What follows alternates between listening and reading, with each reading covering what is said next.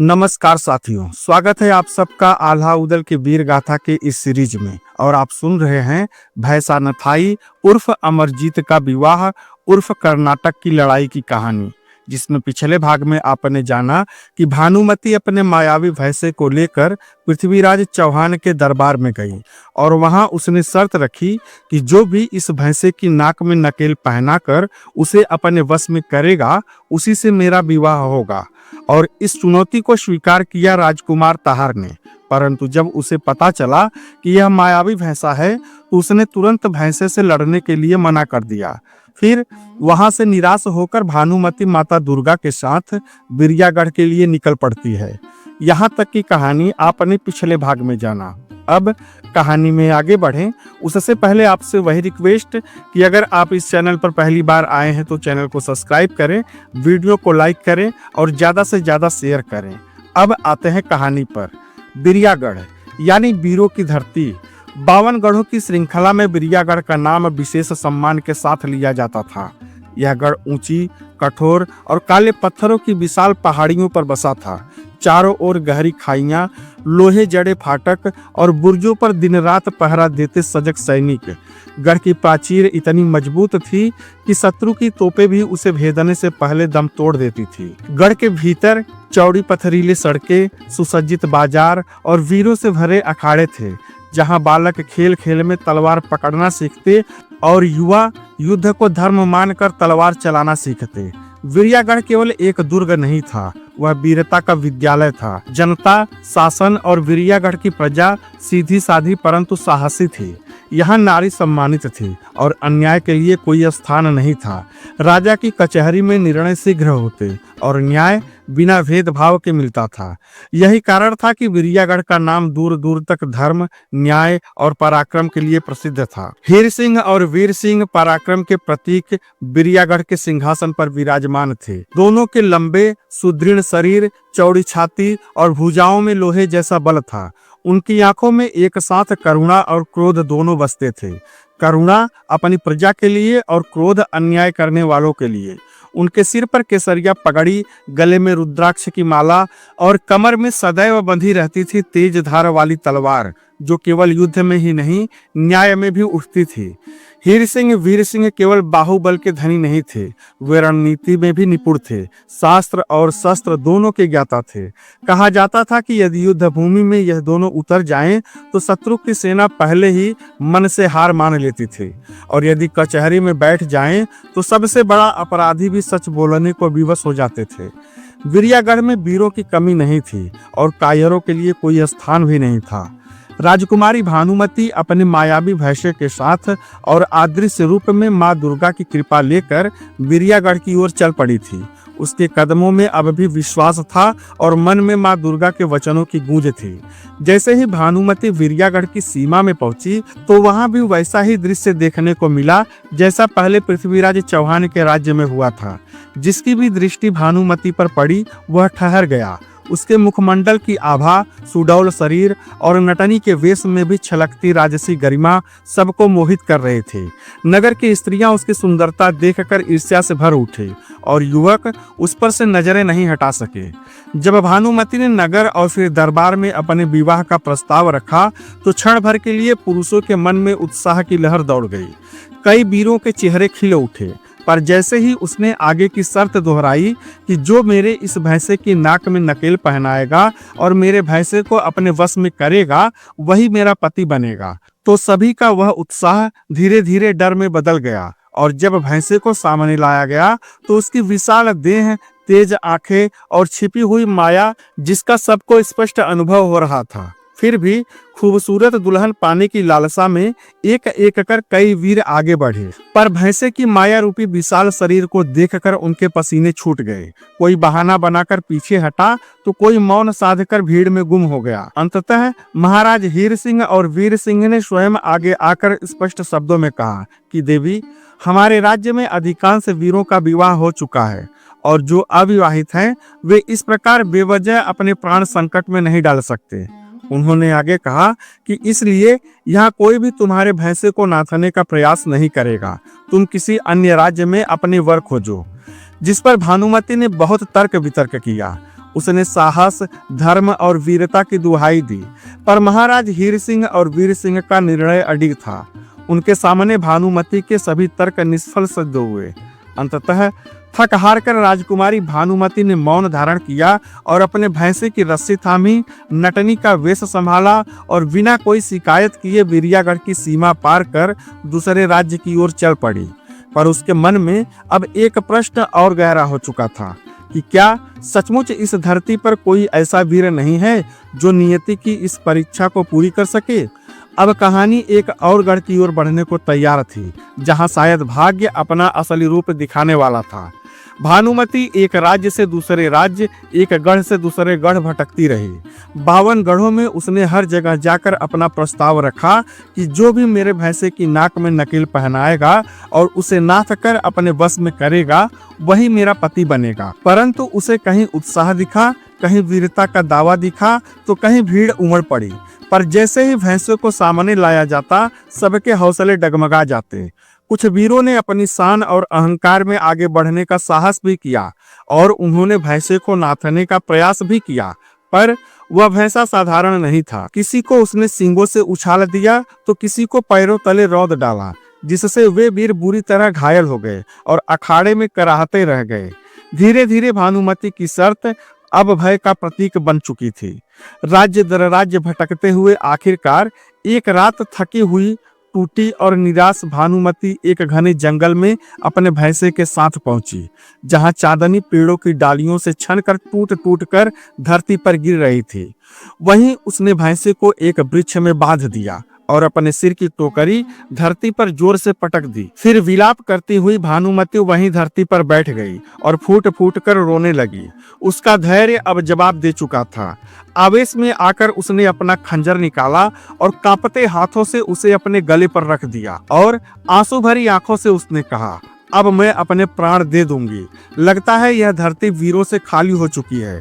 उसकी आवाज रात की नीरसता में गूंज उठी। उसने आगे कहा कि कोई भी मेरी शर्त पूरी नहीं कर पाया। जिसने कोशिश की वह भी असफल रहा। उसने आकाश की ओर देखा और कांपते स्वर में बोली, हे माँ दुर्गा, आप वापस कर्नाटक चली जाइए। मैं अब यहीं अपने प्राण त्याग दूंगी। फिर उसने टूटे हुए मन से कहा, लगता है इस जन्म में मुझे कुंवारी ही मरना होगा। इस जन्म में मेरी मांग सजाने वाला कोई नहीं है।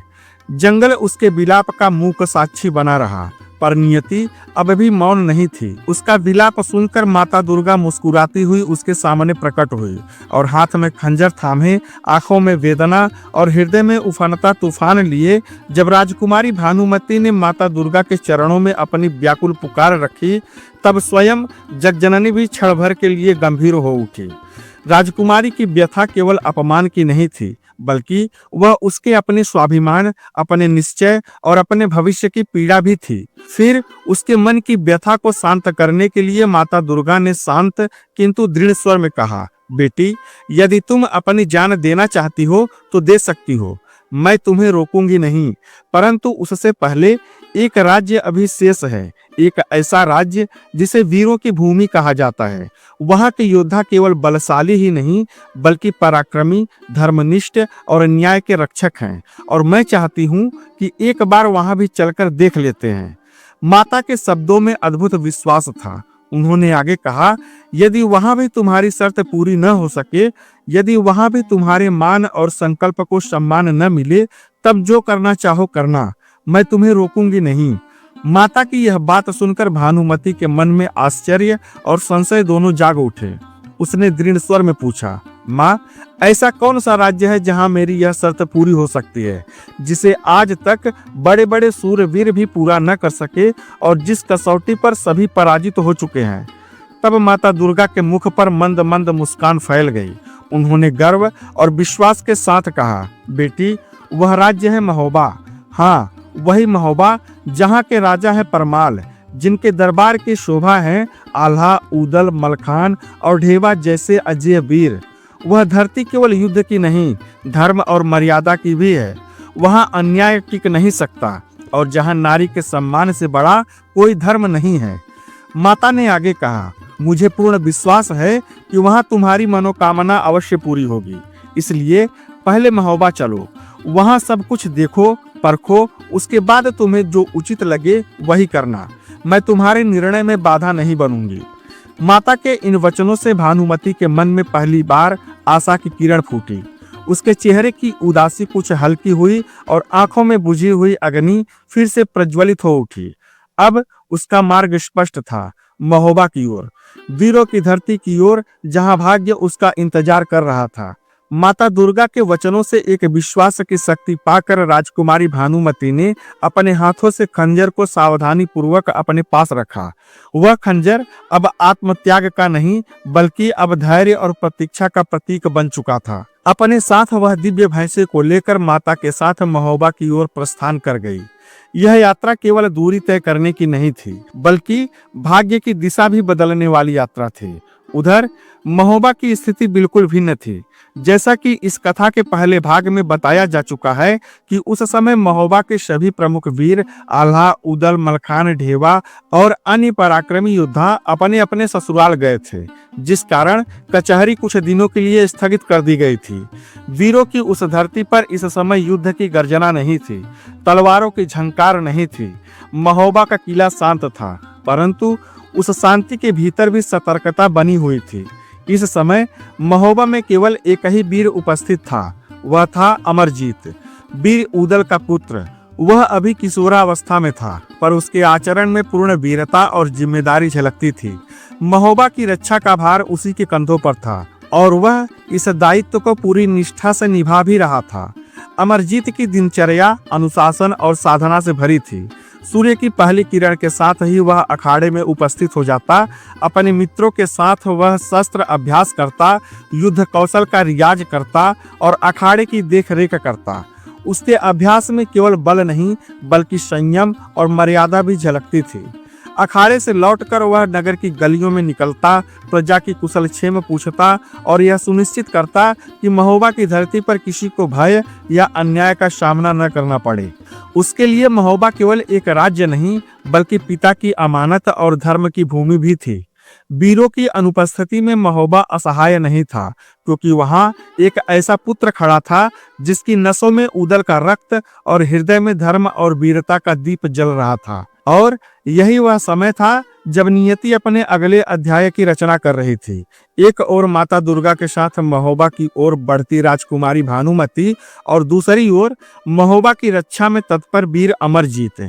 शीघ्र ही इन दोनों मार्गों का संगम होने वाला था और वही संगम आने वाले इतिहास की दिशा तय करने वाली थी। राजकुमारी भानुमति अपनी पहचान को गुप्त रखते हुए नटनी का वेश धारण किए थी। भोर की पहली किरण जब आकाश को स्वर्णिम रंगों से सजाने लगी, उसी समय वह अपने प्रिय भैंसे के साथ महोबा की राज्य में प्रवेश कर गई। उसके पांवों की चाल में आत्मविश्वास था और आंखों में लक्ष्य की चमक। भैंसा उसके साथ ऐसे चल रहा था मानो वह केवल एक पशु नहीं, बल्कि उसका सच्चा साथी और रक्षक हो। कभी वह उसके आगे बढ़कर मार्ग दिखाता, तो कभी पीछे रहकर उसे सुरक्षित करता।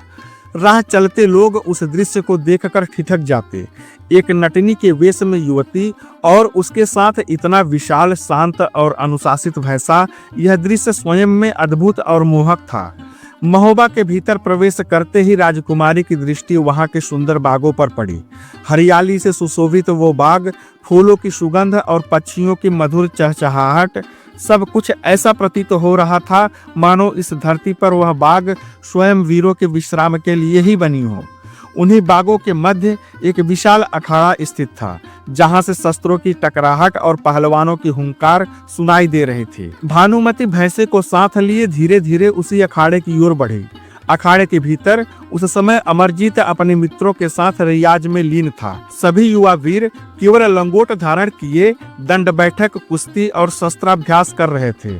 उनके शरीर से टपकता पसीना, मिट्टी से सने अंग और मुख पर एकाग्रता, सब कुछ अनुशासन और वीरता का जीवंत उदाहरण था। तभी अचानक अखाड़े के द्वार पर एक नारी की उपस्थिति ने सबका ध्यान खींच लिया। जैसे ही किसी ने चिल्लाकर कहा, अरे यहाँ तो कोई स्त्री है, बस फिर क्या था। जो वीर दंड मार रहा था वह दंड छोड़कर सीधा बैठ गया। जो कुश्ती लड़ रहा था वह अपने प्रतिद्वंदी को छोड़कर भाग खड़ा हुआ। सबके चेहरे पर एक साथ शर्म, घबराहट और अफरा तफरी छा गई। जिसने जहां जो पाया वही उठाकर अपने चारों ओर लपेट लिया। किसी ने गमछा कमर पर बांधा तो किसी ने सिर पर डाल लिया, तो कोई आधा ढका, कोई आधा खुला ही खड़ा रह गया। अखाड़े का वह गंभीर और अनुशासित वातावरण पल भर में हास्य का रंग ले चुका था। कुछ वीर तो इतने घबरा गए कि मिट्टी में फिसलते फिसलते गिरते पड़ते संभल रहे थे। वहीं अमरजीत, जो अब तक अभ्यास में लीन था, स्थिति समझते ही एक क्षण के लिए चौंक उठा। फिर उसने स्वयं को संभालते हुए गंभीर स्वर में कहा, अरे भाई, पहले अपने आप को ठीक से ढक तो लो, फिर बहादुरी दिखाना। उसकी बात सुनते ही अखाड़े में हल्की सी हंसी की लहर दौड़ गई। उधर नटनी के वेश में खड़ी भानुमति यह दृश्य देखकर मन ही मन मुस्कुरा उठी। उसने पहली बार जाना कि महोबा के वीर केवल रणभूमि में ही नहीं, बल्कि ऐसी भोली भाली परिस्थितियों में भी कितने मानवीय और सरल हैं। यह हास्य से भरा वह क्षण दरअसल आने वाले गंभीर और ऐतिहासिक घटनाक्रम की एक मधुर भूमिका थी, जहां नटनी के वेश में छिपी एक राजकुमारी और अखाड़े में खड़े एक युवा वीर की नियति धीरे धीरे एक दूसरे की ओर बढ़ रही थी। कुछ समय बाद अखाड़े में मची हल्की फुल्की अफरा तफरी अब शांत हो चुकी थी। सभी युवक अपने अपने गमछे ठीक कर चुके थे, पर वातावरण में अब भी संकोच और मुस्कान घुली हुई थी। तभी अमरजीत ने 2 कदम आगे बढ़कर नटनी के वेश में खड़ी उस युवती की ओर दृष्टि डाली। उसकी चाल में साधारण नटनी जैसी चपलता थी, पर आंखों में एक अजीब सी गंभीरता और आत्मविश्वास झलक रहा था, जो किसी साधारण स्त्री में नहीं होता। अमरजीत ने संयमित स्वर में कहा, सुनो सुंदरी, यह अखाड़ा वीरों के अभ्यास का स्थान है। यहाँ स्त्रियों का आना प्रायः वर्जित है। यदि अनजाने में आ गई हो तो कृपा कर बाहर प्रतीक्षा करो। अमरजीत की बात पर नटनी मुस्कुराई। उसके चेहरे पर भय नहीं बल्कि प्रश्न था। उसने सहज किंतु दृढ़ स्वर में उत्तर दिया, वीर, यदि यह भूमि केवल अभ्यास की है तो क्या सत्य और शक्ति की परीक्षा यहाँ नहीं होती? अमरजीत क्षण भर के लिए ठिठक गया। फिर उसने भौहें उठाकर कहा, परीक्षा तो रणभूमि में होती है, अखाड़े में तो केवल तैयारियां की जाती हैं। फिर एक खास अंदाज में नटनी ने अपने भैंसे की पीठ पर हल्का सा हाथ फेरा और बोली, तैयारी वही करता है जिसे अपनी शक्ति पर भरोसा हो, और जो अपनी शक्ति पर भरोसा करता है वह किसी प्रश्न से भयभीत नहीं होता। अखाड़े में खड़े मित्र एक दूसरे का मुंह देखने लगे। कोई हल्की सी खांसी दबा रहा था तो कोई मुस्कान छुपाने की चेष्टा कर रहा था। अमरजीत ने स्वयं को और अधिक गंभीर करते हुए कहा, तुम कौन हो और इस भोर की बेला में यहाँ क्यों आई हो? क्या तुम्हें नहीं पता कि ये मर्दों का अखाड़ा है और यहाँ स्त्रियां नहीं आ सकती? तब नटनी ने सिर झुकाकर विनम्रता का अभिनय किया और बोली, मैं एक साधारण नटनी हूँ, नगर नगर घूमकर अपनी कला दिखाती हूँ। सुना था कि महोबा वीरों की भूमि है, इसलिए दर्शन की इच्छा हुई। तब अमरजीत ने मुस्कुराते हुए कहा, दर्शन के लिए पूरा नगर है, बाग है, बाजार है, पर तुम सीधे अखाड़े में ही चली आई। फिर नटनी ने चतुराई से उत्तर दिया, क्योंकि जहाँ शरीर बलवान होते हैं वहीं मन भी सच्चे होते हैं। मैंने सुना है कि महोबा के वीर केवल तलवार से नहीं, विचार से भी बलवान हैं। यह सुनकर अमरजीत के मुख पर हल्की प्रसन्नता उभर गई। उसने कहा, तुम्हारे शब्द साधारण नटनी जैसे नहीं हैं। तब नटनी ने मुस्कान के साथ पलटकर कहा, और आपके बोल साधारण वीर जैसे नहीं हैं। लगता है आप ही इस अखाड़े के प्रधान हैं। जिस पर अमरजीत ने सीना चौड़ा करते हुए उत्तर दिया, हाँ, मैं अमरजीत हूँ, वीर उदल का पुत्र, और इस समय महोबा का कोई भी वीर यहाँ उपस्थित नहीं है। और जब तक महोबा के सभी वीर लौटकर नहीं आते, इस अखाड़े और नगर की जिम्मेदारी मेरी है। अमरजीत की बात सुनकर नटनी ने मन ही मन माता दुर्गा का स्मरण किया और हल्के से सिर झुकाकर बोली, तो फिर लगता है आज महोबा की धरती ने अपने सच्चे रक्षक से मेरा परिचय करवा ही दिया। हे माता, महोबा का यह सुंदर और सजीला युवक वीर प्रतीत होता है और यही मेरे लिए योग्य वर लग रहा है। अब सिर्फ इसकी वीरता का प्रमाण चाहिए। इधर अमरजीत उसकी ओर कुछ क्षण निहारता रहा। उसे यह समझ नहीं आ रहा था कि यह साधारण सी दिखने वाली नटनी उसके मन को क्यों इस प्रकार विचलित कर रही है। और इधर राजकुमारी को अपने मन का दूल्हा उसे मिल चुका था। अब जरूरत थी तो सिर्फ उसकी वीरता के प्रमाण का, और यहीं से एक संवाद ने 2 भाग्यों को बांधना आरंभ कर दिया। अखाड़े के मध्य नटनी के वेश में भानुमति शांत खड़ी थी। उसके चेहरे पर न घबराहट थी न संकोच। यह देखकर अमरजीत गंभीर स्वर में बोला, सुनो, यह मर्दाना अखाड़ा है, यहाँ स्त्रियों का आना वर्जित है। अभी हमारे रियाज का समय है, इसलिए तुम बाग के बाहर प्रतीक्षा करो, शेष बातें वहीं की जाएंगी। अमरजीत की बात सुनकर नटनी के मुख पर हल्की मुस्कान उभर आई। उसने बिना किसी भय के उत्तर दिया, वीर, मैं जानती हूँ कि यह अखाड़ा मर्दों का है, पर मेरे साथ भी एक मर्द है। यह कहते हुए उसने बड़े प्रेम और अपनत्व से अपने भैंसे की पीठ पर हाथ फेरा। भैंसा क्षण भर को तिलमिला उठा। उसकी गर्दन की मांसपेशियां तन गई, पर अगले ही पल वह पूर्ण शांति से वहीं स्थिर खड़ा हो गया। फिर अमरजीत ने आश्चर्य से पूछा, कहाँ है वह मर्द जिसकी बात तुम कर रही हो? नटनी ने बिना कुछ कहे भैंसे की ओर इशारा कर दिया। उसके इशारे के साथ ही अखाड़े में जैसे सन्नाटा छा गया। सबके चेहरे पर विस्मय, आंखों में प्रश्न और मन में हलचल बढ़ गई। आगे नटनी ने शांत किंतु दृढ़ स्वर में कहा, हाँ, यही है, यह मेरा रक्षक भी है और मेरे भाई के समान भी है। तब अमरजीत ने विस्मय होकर पूछा, यह कैसे संभव है? अब नटनी की आवाज में गहराई आ गई। वह बोली, जब मैं अपनी माता के गर्भ में थी तभी मेरे पिता की मृत्यु हो गई, और जिस दिन मेरा जन्म हुआ उसी दिन इस भैंसे का भी जन्म हुआ। अखाड़े में खड़े सभी युवक भानुमति की बातें ध्यान से सुनने लगे। आगे उसने कहा कि मेरी माँ ने हमें यानी मुझे और इस भैंसे को एक साथ समान प्रेम से पाला और बड़ा किया, तभी से यह मेरा रक्षक बना। इसके रहते कोई मुझे छू भी नहीं सकता। फिर उसने भैंसे की आंखों की ओर देखा। वे आंखें निष्ठा और ममता से भरी थी। फिर भानुमति बात आगे बढ़ाते हुए बोली, जब मैं बड़ी हुई तब मेरी माता ने संकल्प लिया कि जो भी इस भैंसे को नाथ कर बिना छल और भय के इसे अपने वश में कर लेगा वही मेरा पति बनेगा, और तभी से मैं इसे साथ लेकर राज्य दर राज्य भटक रही हूँ। पर पूरे 52 में आज तक कोई ऐसा सूरवीर नहीं मिला जो इस भैंसे की नाक में नकेल पहनाने का साहस कर सके। अब अखाड़े में सन्नाटा और गहरा हो गया और भानुमति की दृष्टि अब अमरजीत पर टिक गई थी। उसने आगे कहा कि मैंने महोबा का नाम बहुत सुना है कि यह वीरों की भूमि है, और इसी आशा में आज यहाँ आई हूँ कि शायद मेरी माँ की शर्त यहाँ पूरी हो जाए और मेरा विवाह हो सके। फिर उसकी आवाज में चुनौती घुल गई। तो बताओ वीर युवक, क्या तुम में साहस है? क्या तुम्हारी भुजाओं में वह दम है कि इस भैंसे की नथाई कर सको और मुझसे विवाह कर सको, या फिर मैं महोबा को कायरों की भूमि समझकर वापस लौट जाऊं? इतना सुनते ही अमरजीत की धमनियों में रक्त उबाल मारने लगा। उसकी आंखों में अग्नि प्रज्वलित हो उठी। उसने एक कदम आगे बढ़ते हुए लगभग गुर्राते हुए स्वर में कहा, महोबा वीर भूमि है, यह तुम्हें पहले से ज्ञात होना चाहिए। फिर उसका स्वर अखाड़े में गूंज उठा। उसने आगे कहा कि यहाँ तुम्हारे भैंसे की नथाई भी होगी और तुम्हारी माता की शर्त पूरी करके तुम्हारा विवाह भी होगा। अमरजीत की बातों से अखाड़े में खड़े सभी वीरों की छाती गर्व से फूल उठी, और वहीं उसी क्षण नियति ने अपनी सांसें थाम ली, क्योंकि अब परीक्षा केवल भैंसे की नहीं, महोबा की प्रतिष्ठा की भी होने वाली थी। साथियों, अब आगे क्या होगा? क्या अमरजीत राजकुमारी भानुमति का प्रस्ताव स्वीकार करके कोई गलती तो नहीं कर रहा? क्या वह उस मायावी भैंसे से जीत पाएगा? और क्या अमरजीत और भानुमति का विवाह हो पाएगा? ऐसे ही तमाम सवालों के जवाब जानने के लिए हमारे चैनल हिंदीवादी ज्ञान को सब्सक्राइब करें, वीडियो को लाइक करें और ज़्यादा से ज़्यादा शेयर करें। पीछे की कहानी जानने के लिए प्लेलिस्ट अवश्य देखें। धन्यवाद। जय हिंद।